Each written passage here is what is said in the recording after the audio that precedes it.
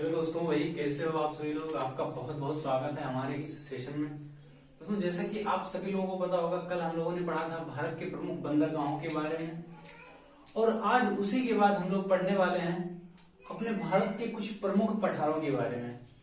आप सभी लोगों को ये चीज अच्छी तरह से पता होगी कि पठार से हमारे एग्जाम में क्वेश्चन अक्सर देखने को मिल जाते हैं, और पठार से हालांकि बेसिकली कोई ज्यादा इंपॉर्टेंट क्वेश्चन नहीं आता है, लेकिन केवल और केवल ये क्वेश्चन आता है कि आप लोग एग्जाम में एक पठार का नाम दे देगा और पूछेगा कि ये पठार कहाँ पर स्थित है, किस स्टेट में स्थित है। तो इस प्रकार से क्वेश्चन जो है आता है। और अगर हम लोग पीसीएस वगैरह के एग्जाम में जाएंगे तो उसमें हम लोग हैं कि हमें 4 पठार दे देगा और 4 स्टेट के नाम दे देगा, और उसमें हमें मिलान करने के लिए बता दिया जाएगा। तो इस प्रकार से कुछ क्वेश्चन आते हैं। आइए हम लोग आज उसी को देखेंगे और समझेंगे। तो सबसे पहले अगर हम लोग बात करें पठार की, तो पठार कहते किसे हैं। तो अगर बात आती है पठार की, तो आप सभी लोगों ने पठार का नाम तो अक्सर अवश्य सुना होगा। हम लोग आज उसी को देखेंगे। पठार कहते किसे हैं। पठार वह ऊंचा समतल भाग होता है, यानी कि पठार ऐसे ऊंचे भाग होते हैं जिनका ऊपरी सिरा समतल होता है। क्या होता है? जिनका ऊपरी सिरा समतल होता है, फ्लैट होता है, और उनके नीचे का जो भाग होता है वो भी चौड़ा होता है। अगर हम लोग पर्वत की बात करें तो पर्वत और पठार में ज्यादा अंतर नहीं है।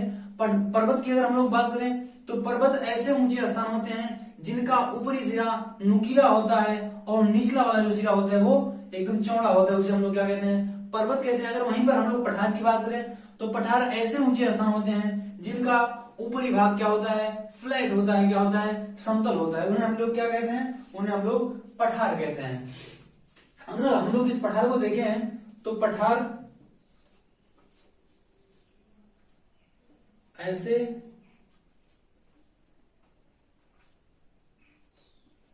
ऊंचे स्थान होते हैं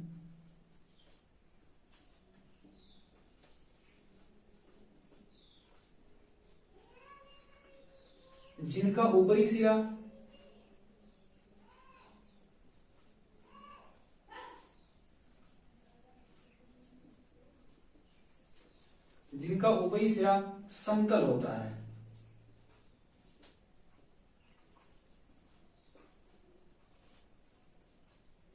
वो हमारे क्या कहलाते हैं? वो हमारे पठार कहलाते हैं। यानी कि पठार ऐसे ऊंचे स्थान होते हैं जिनका ऊपरी सिरा समतल होता है, उन्हें हम लोग पठार कहते हैं। अब अगर बात आती है पठार की, तो पठार होते कितने प्रकार के हैं, और इस पठार की जो इंपॉर्टेंस है हमारी ज्योग्राफी में वो किस प्रकार से है, आइए उसको देखते हैं। तो अगर सबसे पहले हम लोग बात करें पठार की, तो पठार हमारे भारत में मुख्यतः 3 प्रकार के पठार पाए जाते हैं। मुख्यतः हमारे भारत में 3 प्रकार के पठार पाए जाते हैं। और पठारों की इंपॉर्टेंस क्या होती है, तो आप सभी लोगों को पता होगा, हमारे पूरे विश्व में जितने भी पठार हैं, जितने भी पठार हमारे पूरे विश्व में पाए जाते हैं, वो सारे के सारे पठार खनिज संसाधनों से संपन्न होते हैं। पेट्रोलियम पदार्थ या खनिज संसाधनों से संपन्न होते हैं। उनमें अनेक प्रकार के जो हमारे धातुएं, अधातुएं, इन सभी का जो है उत्खनन किया था। उसमें अनेक प्रकार के जो है धातुएं, कोयला हो गया, बॉक्साइट हो गया, ये सब जो है अधिक मात्रा में जो है यहाँ पर मिलते हैं। इसलिए पठारों का हमारे इस ज्योग्राफी में बहुत इंपॉर्टेंट बताया गया है। और यहाँ से ही हर एक पठार, अगर कोई भी पठार जो है, ऑस्ट्रेलिया का पठार ले लो, कोलोराडो का पठार ले लो, या कोई भी पठार ले लो, उत्तरी अमेरिका का, दक्षिण, कहीं से भी पठार ले लो, तो उन सभी में जो भी पठारी भाग होते हैं वहां पर खनिज संसाधन बहुत अधिक मात्रा में पाए जाते हैं। और यहाँ से खनिजों का उत्खनन भी अधिक मात्रा में किया जाता है। इसलिए पठारों का इंपॉर्टेंस जो है बहुत अधिक रहता है। अगर हम लोग बात करें पठार की, तो पठार होते कितने प्रकार के हैं, तो पठार मुख्यतः 3 प्रकार के होते हैं। पठारों की अगर हम लोग बात करें तो पठार मुख्यतः 3 प्रकार के होते हैं। ये जो पठार होते हैं, ये पठार मुख्यतः 3 प्रकार के होते हैं। आइए हम लोग समझते हैं पठार के वो 3 भाग कौन कौन से हैं। इसमें हम लोग अगर पहले की बात करें तो पहला हमारा होगा विवर्तनिक पठार। क्या होगा? विवर्तनिक पठार। और दूसरा हमारा क्या होगा? तो दूसरा हमारा होगा ज्वालामुखी पठार। और इसमें अगर तीसरे नंबर की बात करेंगे तो तीसरा हमारा होता है, इसमें पहला तो हमारा होगा विवर्तनिक पठार, दूसरा हमारा होगा ज्वालामुखी पठार, और तीसरा हमारा हो जाएगा अपशिष्ट पठार। क्या हो जाएगा? अपशिष्ट पठार। यानी कि पठार जो होते हैं मुख्यतः 3 प्रकार के होते हैं। पहला विवर्तनीय पठार, दूसरा ज्वालामुखी पठार और तीसरा क्या होगा अपशिष्ट पदार्थ। आइए हम लोग समझते हैं इनके बारे में एक एक करके। तो सबसे पहले अगर हम लोग बात करेंगे विवर्तनीय पठार की, तो सबसे पहले अगर हम लोग विवर्तनीय पठार को समझने का प्रयत्न करें तो ये जो विवर्तनीय पठार है बच्चों, इसकी उत्पत्ति कैसे होती है। विवर्तनीय पठार यानी कि जब आप सभी लोगों को पता होगा हमारे भारत में या हमारे पूरे ब्रह्मांड में पृथ्वी की गतियों के बारे में आप सभी लोगों ने पढ़ा होगा, और हमारे इस प्लेट टेक्टोनिक थ्योरी के बारे में आप लोगों ने अच्छी तरह से पढ़ा भी होगा, आई होप। और उसी प्लेट टेक्टोनिक थ्योरी के अनुसार एक सिद्धांत दिया गया था, और उसी के अनुसार ये जो पृथ्वी के अंदर की प्लेटें होती हैं, हमारे पृथ्वी के अंदर प्रमुख यानी कि बहुत सारी प्लेटें पाई जाती हैं, और उन्हीं प्लेटों का बच्चों उन्हीं प्लेटों के नीचे जो है मैग्मा भरा हुआ होता है, तरल पदार्थ होता है जो बहुत गर्म होता है, और उसी प्लेटों के टकराने से ही इस विवर्तनीय जो है पठार का उत्पादन होता है। अब आप सभी लोगों ने तो अभी तक पढ़ रखा है कि जो प्लेटों के टकराने से यानी कि प्लेटों के टकराव से जो उत्पन्न होता है वो क्या होता है, हमारा वलित पर्वत यानी कि फोल्डेड माउंटेन जो होता है वो 2 प्लेटों के टकराने से उत्पन्न होता है। तो अब कैसे यानी किस प्रकार से हम लोग समझें कि पठारों का उत्पादन भी 2 प्लेटों के टकराने से होता है, आइए हम लोग उसको देखते हैं। तो आप सभी लोगों को पता होगा जो हमारा विवर्तनीय पठार है,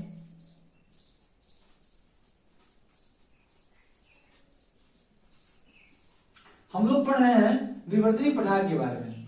और अगर इसमें हम लोग एक लाइन में लिखना चाहें तो विवर्तनीय पठार, इस पठार का उत्पन्न यानी कि यह पठार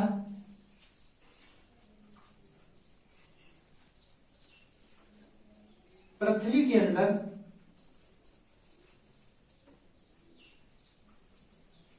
उपस्थित प्लेटों के टकराने से उत्पन्न होता है।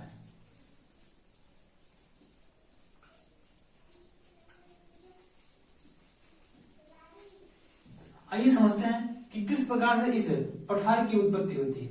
आप सभी लोगों को पता होगा कि हमारे पृथ्वी के अंदर 2 प्लेटें अनेक प्रकार की प्लेटें पाई जाती हैं।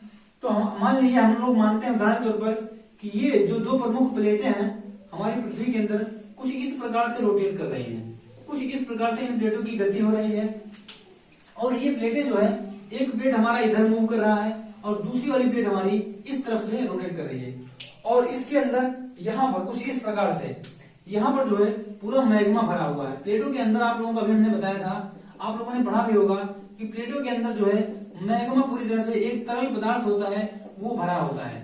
ये यहाँ पर पूरा मैग्मा भरा हुआ है और इस टाइप भी, इस तरफ भी, और इसी जब 2 प्लेटों के टकराव से यहाँ पर जो उत्पन्न होता है हमारे पर्वत का, यहाँ पर हमारे यंग फोल्डेड माउंटेन का जो है उत्पादन होता है। यहाँ पर हमारा पर्वत की उत्पत्ति होती है फोल्डेड माउंटेन की, यानी कि इस भाग में तो हमारे वलित पर्वत की उत्पत्ति होती है।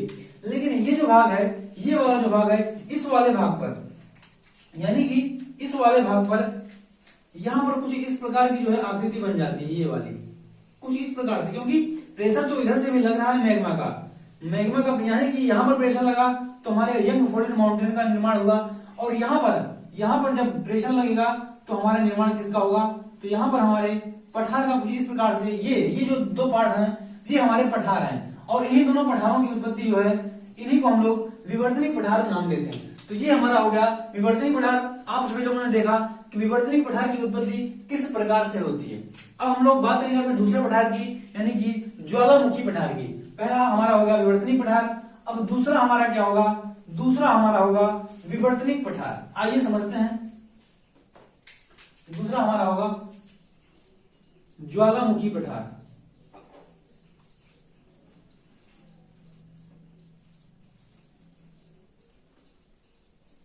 आप सभी लोगों को नाम से ही पता चल रहा होगा ज्वालामुखी, यानी कि ज्वालामुखी पठार वे पठार होते हैं, ज्वालामुखी पठार वे पठार होते हैं जिनका निर्माण ज्वालामुखी क्रिया के बाद जब उसका लावा निकलता है तो उसके लावा के ठंडा होने से जो पठार का निर्माण होता है उसे हम लोग क्या कहते हैं, ज्वालामुखी पठार। यानी कि हम लोग अगर इसमें देखें तो ज्वालामुखी क्रिया के बाद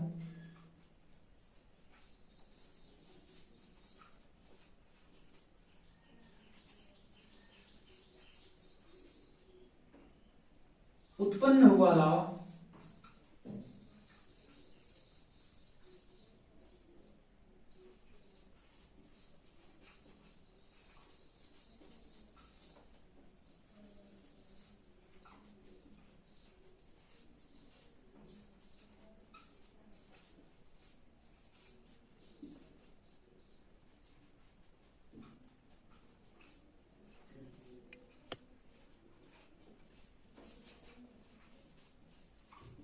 अगर हम लोग देखें ज्वालामुखी पठार की, तो ज्वालामुखी क्रिया के बाद उत्पन्न हुए लावे के जमाव से जो पठार का निर्माण होता है उसे हम लोग क्या कहते हैं, ज्वालामुखी पठार कहते हैं। सीधी सी भाषा में हम लोग अगर समझें तो ज्वालामुखी की क्रिया जब होती है तो उस क्रिया के बाद आप लोगों ने पढ़ा भी होगा कि जहां भी ज्वालामुखी क्रिया होगी उसमें ज्वालामुखी की क्रिया के बाद जो लावा निकलता है उस लावा के निकलने से, यानी कि वो एक प्रकार से मैग्मा होता है, जब मैग्मा निकलता है तो उस मैग्मा जब मैग्मा ज्वालामुखी क्रिया से निकलता है तो हमारी पृथ्वी पर चारों तरफ से फैल जाता है और उस लावा के जमन का जब वो ठंडा होता है तो उस लावा के जमने से जो पठार का निर्माण होता है उसे हम लोग कहते हैं ज्वालामुखी पठार। और अगर हम लोग अगले पॉइंट की बात करेंगे, तीसरा हमारा क्या होगा, तो तीसरा हमने अभी बताया अपशिष्ट पदार्थ। आइए देखते हैं अपशिष्ट पदार्थ क्या, पठार क्या होते हैं, अपशिष्ट पठार क्या होते हैं।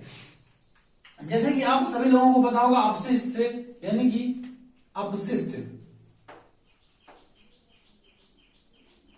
अगर अपशिष्ट पठार की बात करें तो इसमें आप लोगों ने सुना होगा अक्सर अपशिष्ट पर्वत को सुना होगा, तो उसी से हम लोग इसकी परिभाषा अगर निकालना चाहें तो अपशिष्ट पठार वे पठार होते हैं जो कटे फटे यानी कि अपक्षय और अपरदन के कारण जिन पठारों की उत्पत्ति होती है उसे हम लोग क्या कहते हैं, अपशिष्ट पदार्थ कहते हैं। यानी कि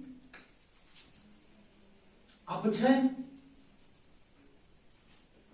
और क्षरण के कारण, अपक्षय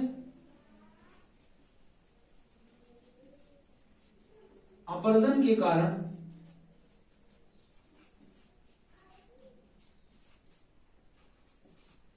जिन पठारों की उत्पत्ति होती है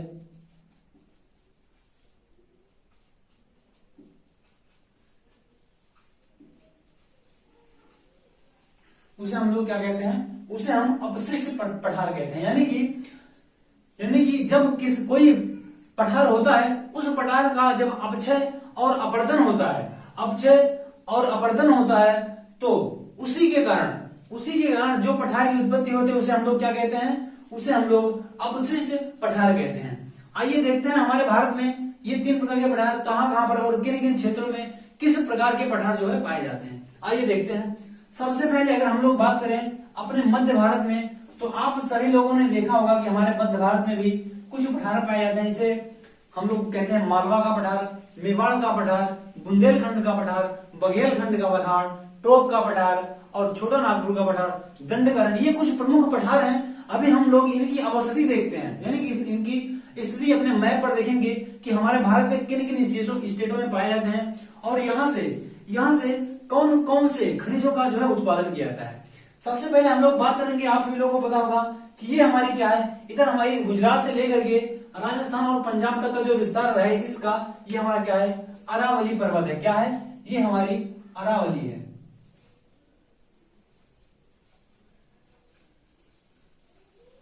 अरावली रेंज है,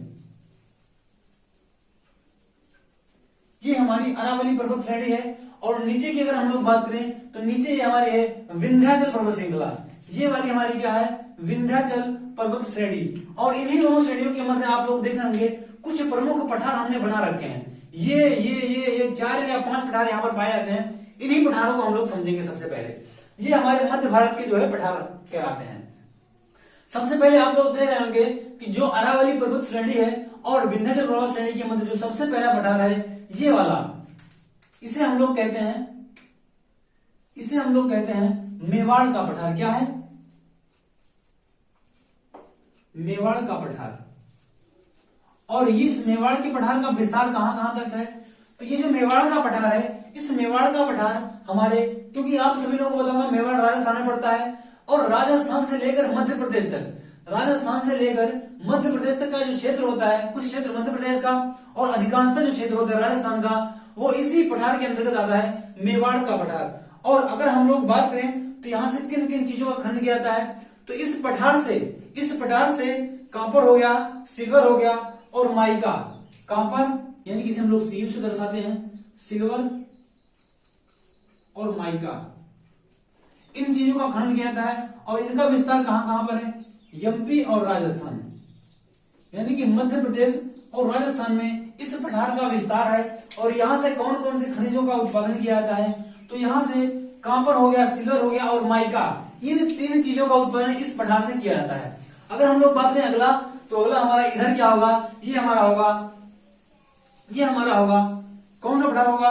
तो ये हमारा होगा मालवा का पठार। कौन सा? आप लोगों ने सुना होगा मालवा का पठार, बहुत फेमस है, जिसका विस्तार हमारे एमपी और उत्तर प्रदेश, यानी कि इधर हमारा मध्य प्रदेश होगा, क्योंकि मेवाड़ के पठार का विस्तार तो हमारे मध्य प्रदेश और राजस्थान में है, और उसी पे राजस्थान क्योंकि हमारे उत्तर प्रदेश से सटा हुआ है, तो इस प्रकार से इसीलिए इस मालवा का जो पठार है, इस मालवा के पठार का विस्तार मध्य प्रदेश और उत्तर प्रदेश में माना जाता है। यानी कि ये हमारा क्या होगा? तो ये हमारा होगा मालवा का पठार। क्या होगा? मालवा का पठार। और इस मालवा के पठार का विस्तार कहां कहां तक है? तो इसका विस्तार अगर हम लोग देखें तो यूपी और एमपी, इन 2 क्षेत्रों में इस मालवा के पठार का विस्तार है, देखने को मिलता है। अगर हम लोग बात करें यहाँ से किन किन चीजों की जो है उत्पत्ति, किन किन चीजों का खनन किया जाता है, तो यहां से हम लोग देखेंगे कि यहाँ से बॉक्साइट वगैरह का जो है उत्खनन किया जाता है। और यहाँ की मिट्टी जो है, यहाँ की मिट्टी काली मिट्टी है। यहाँ की कौन सी मिट्टी है? काली मिट्टी यहाँ पर पाई जाती है। और इसी मालवा के पठार से एक प्रसिद्ध नदी जिसे हम लोग चंबल नदी के नाम से जानते हैं, उसका उद्गम भी यहीं से होता है, मालवा के पठार से। यानी कि मालवा के पठार से ही ये नदी बहती है। और इस नदी का उद्गम कहां से होता है? तो इसी क्षेत्र से, यानी कि विंध्याचल पर्वत से ही, यहीं कहीं से इसका जो है उद्गम होता है। तो ये हमारा क्या होगा? मालवा का पठार। और यहाँ से बॉक्साइट वगैरह का जो है खनन किया जाता है। अगर हम लोग बात करें अगले की, तो ये तीसरे नंबर का हमारा क्या हो जाएगा? ये हमारा होगा बुंदेलखंड का पठार। क्या हो जाएगा? बुंदेलखंड, ये हमारा हो जाएगा बुंदेलखंड का पठार। और इस पठार का विस्तार कहां कहां पर है? तो इसका भी विस्तार उत्तर प्रदेश और मध्य प्रदेश में, यानी कि यूपी और एमपी में। आप सभी लोगों को पता होगा कि ये बुंदेलखंड जो है हमारे उत्तर प्रदेश में अधिकांशतः भाग इसका आता है। उत्तर प्रदेश और मध्य प्रदेश की सीमा पर स्थित है ये बुंदेलखंड। यानी कि हालांकि ये बुंदेलखंड हमारे उत्तर प्रदेश का ही हिस्सा है, लेकिन इसका कुछ अधिकांशतः भाग जो है हमारे मध्य प्रदेश के अंतर्गत भी आता है। अगर हम लोग बात करें यहाँ से उत्खनन किसका होता है, तो यहाँ से मुख्यतः किसका होता है? ग्रेनाइट चट्टानों का, यानी कि ग्रेनाइट का। यहां से इसका यानी कि ग्रेनाइट का जो है मुख्यतः उत्खनन इस बुंदेलखंड के पठार से किया जाता है। अगर हम लोग बात करें तो ये बेतवा नदी के बेसिन पर स्थित है, यानी कि बेतवा नदी का जो बेसिन है, उसी बेसिन में जो है इस बुंदेलखंड के पठार का जो है विस्तार माना गया है। अगर हम लोग बात करें अगले का, तो ये हमारा क्या है? बघेलखंड का पठार। ये हमारा कौन सा पठार है? ये हमारा है बघेलखंड।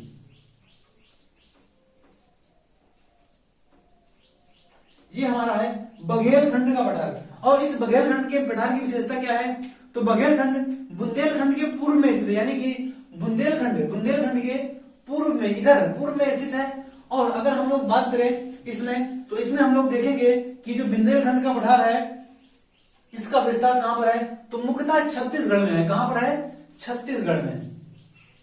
इसे हम लोग ऐसे CH से दिखा रहे हैं। इस बुंदेलखंड का पठार केवल और केवल छत्तीसगढ़ में देखने को मिलता है, जो कभी पहले यानी कि मध्य प्रदेश का ही भाग हुआ करता था, और मध्य प्रदेश से काटकर छत्तीसगढ़ नाम के एक स्टेट बना दिया गया था। और इसी छत्तीसगढ़ में इस बघेलखंड का जो है विस्तार देखने को मिलता है। अगर हम लोग बात करें यहां से, तो यहां से सोन नदी और महानदी, यानी कि सोन नदी और महानदी का जो बेसिन है, सोन नदी और महानदी की बेसिन में ही इस पठार का जो है विस्तार देखने को मिलता है। अगर हम लोग बात करेंगे अगले पठार की, तो अगला हमारा नीचे आएगा, तो हमारा ये कौन सा है? तो ट्रोप का पठार। ये हमारा क्या है? ट्रोप का पठार,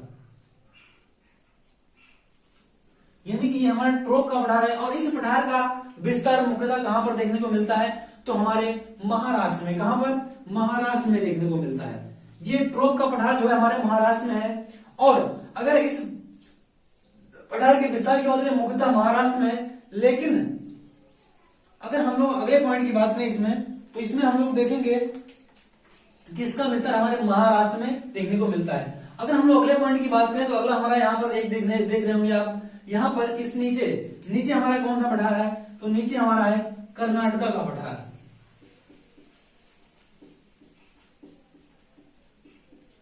और आप सभी लोगों को पता होगा कि कर्नाटका में दो प्रमुख प्रसिद्ध हीरे की सोने की खान है, जिसे हम लोग कोलेरू की खान कहते हैं। कर्नाटका में स्थित है कोलेरू की खान, और यहाँ से सोने का उत्पादन किया जाता है। कहां पर स्थित है, तो कर्नाटका से नाम से पता चला कर्नाटका का पठार कर्नाटक में स्थित है। और ये हमारा क्या है, ये हमारा पश्चिमी घाट है, यानी कि ये हमारा वेस्टर्न घाट है।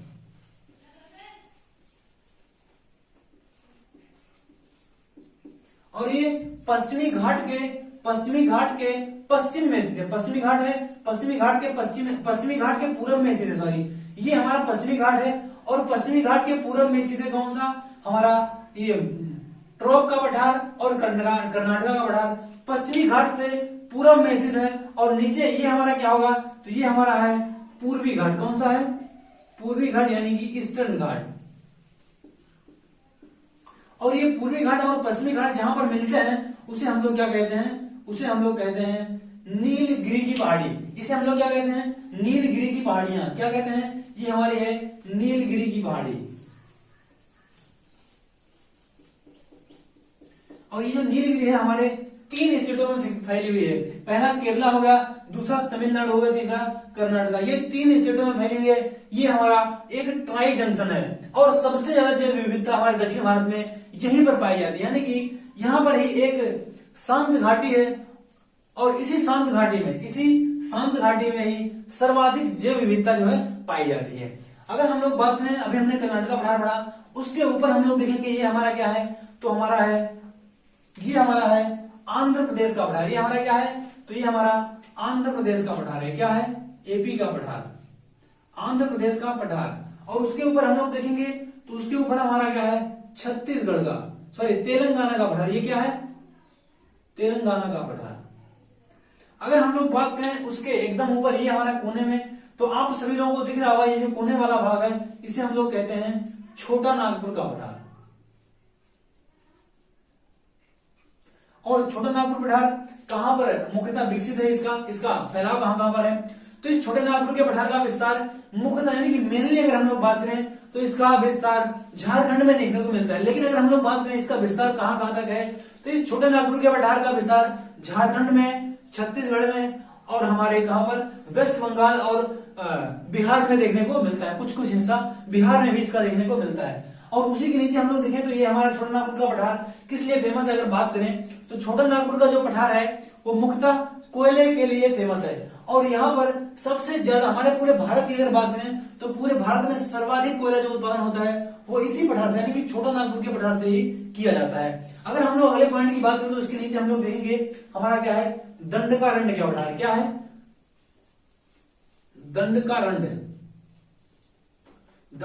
का पठार। और ये पठार है जो बच्चों, इस पठार का विस्तार हमारे छत्तीसगढ़ में देखने को मिलता है। उड़ीसा और छत्तीसगढ़ वाला जो भाग है इसका विस्तार वहां पर देखने को मिलता है। और यहाँ पर ही मुख्यतः कोयले वगैरह का जो है उत्पादन यहाँ पर किया जाता है। तो ये कुछ प्रमुख जो है हमारे भारत में पठार थे जहां से हमारे एग्जाम में अक्सर क्वेश्चन देखने को मिलता है। अगर यहाँ से क्वेश्चन आएगा भी तो केवल और केवल यही क्वेश्चन आएगा कि ये पठार किस स्टेट में पाया जाता है। आप लोगों को 4 ऑप्शन देगा, उसमें से आपको एक चूज करना है। जैसे आप लोगों से पूछ देगा कि दंडकारण्य का पठार किस स्टेट में विकसित है, किस स्टेट में फैला हुआ है, तो आप लोग बताएंगे मुख्यतः छत्तीसगढ़ में है।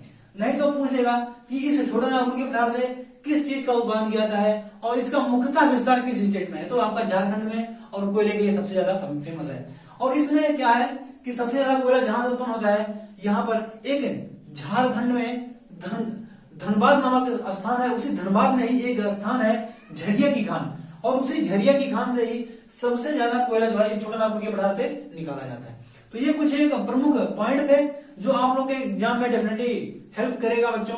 और अगर वीडियो पसंद आया हो, वीडियो में आप लोगों ने बहुत कुछ सीखा होगा, तो वीडियो को लाइक कीजिएगा, शेयर कीजिएगा और चैनल को सब्सक्राइब करके पास में लगी बेल आइकन को प्रेस जरूर कर दीजिएगा। दोस्तों वीडियो देखने के लिए आपका बहुत बहुत धन्यवाद। आपका दिन शुभ हो। जय हिंद, जय भारत।